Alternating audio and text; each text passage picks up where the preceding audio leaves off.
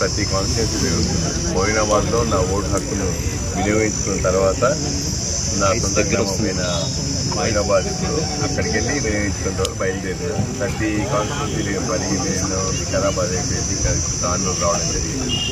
ఇంత పెద్ద సంఖ్యలో ఓటర్లు వస్తుండ్రు, వాళ్ళ ఓటు హక్కును వినియోగించుకుంటున్నట్టేనే చాలా చాలా సంతోషం. ఎందుకంటే ఎవరమైనా ఓటు అన్నది మన హక్కు కాబట్టి ప్రతి ఒక్కరూ వినియోగించాలి.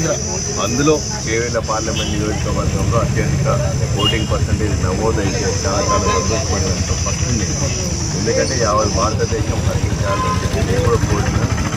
దాంతోపాటు ప్రతి ఊర్లలో ప్రతి గ్రామాలలో కూడా రెండు విధాలు ఉంటుంది. ఎప్పుడైతే ఓటింగ్ పర్సంటేజ్ పెరుగుతుందో అది ఏంటంటే వాళ్ళ సంతోషం. ప్రజలు అంత ఈజీగా స్వచ్ఛందంగా వస్తుందంటే వాళ్ళ సంతోషమేది. ఎందుకంటే రేవంత్ రెడ్డి గారు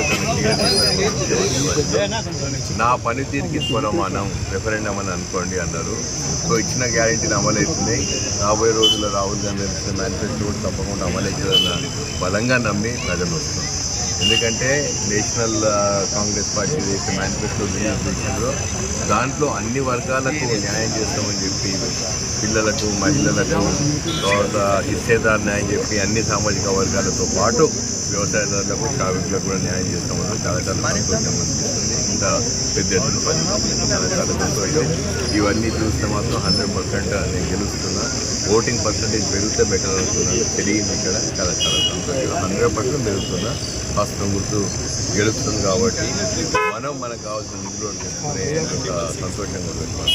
ఎంత మెజార్టీ ఎక్స్పెక్టేషన్ చేస్తున్నాను? నేను ఎప్పుడు మెజారిటీ అపోనెంట్కి డిపాజిట్ రాదు అనే రకం కాదు. నాకు కావాల్సింది అపోజిషన్ ఉండాలి, పోటీ ఉండాలి. నేను గెలవడం నాకు ఇంపార్టెంట్. ఓటర్లు డిసైడ్ చేస్తారు ఎంత పర్సంటేజ్ పెంచాలో, ఎన్ని ఓట్లు ఎక్కువ ఇవ్వాలి. బీజేపీ బీఆర్ఎస్లో ఎవరు పోటీ? నేను ఎప్పుడు బీజేపీ అన్నానమ్మా. విశ్వేశ్వరెడ్డి లాగా నేను రంజిత్ రెడ్డి డిపాజిట్ రాదు అంటాడు. ప్రొద్దున లేస్తే రంజిత్ రెడ్డి పేరు జపం చేస్తుంటాడు. ఎందుకంటే అటు ఓటమి భయం, రంజిత్ రెడ్డి అంటే భయం. రంజిత్ రెడ్డి పనితీరు అందరికి ఇష్టపడుతుందో, రంజిత్ రెడ్డి అందరికి అందుబాటులో ఇష్టపడుతుందో అని చెప్పి ఆయనే చెప్తాడు. ఇంకోసారి గెలిపియండి, నన్ను గెలిపిస్తే రంజిత్ రెడ్డి లాగా పనిచేస్తా అని చెప్తాడు. రంజిత్ రెడ్డికి డిపాజిట్ రాదు.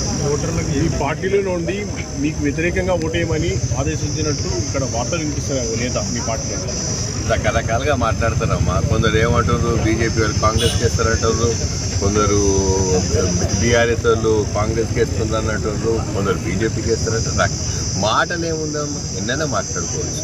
ఫైనల్గా ఓటర్ తీర్పు ఇంపార్టెంట్. ఇవాళ నాయకులు చెప్పగానే ఇన్ఫ్లుయెన్స్ అవుతారు.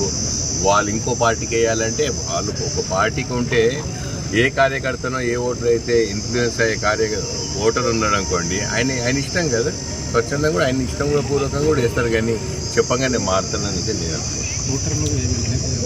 అందరు చేతులు జోడించి ఎందుకు రిక్వెస్ట్ చేస్తున్న విజ్ఞప్తి ఏంటంటే ఫస్ట్ ఓటింగ్ పర్సంటేజ్ పెరగాలి. తర్వాత నేను గత 5 సంవత్సరాలు అది నేను చేసిన పనితీరే కొనమానం కావాలి.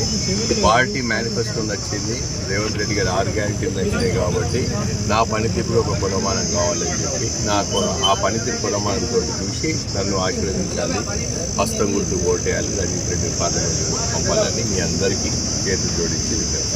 చివరిగా చెప్పండి, చెవెళ్ళగడ్డ రంజిత్ రెడ్డిదా విశ్వేశ్వర రెడ్డి? 100% రంజిత్ రెడ్డి.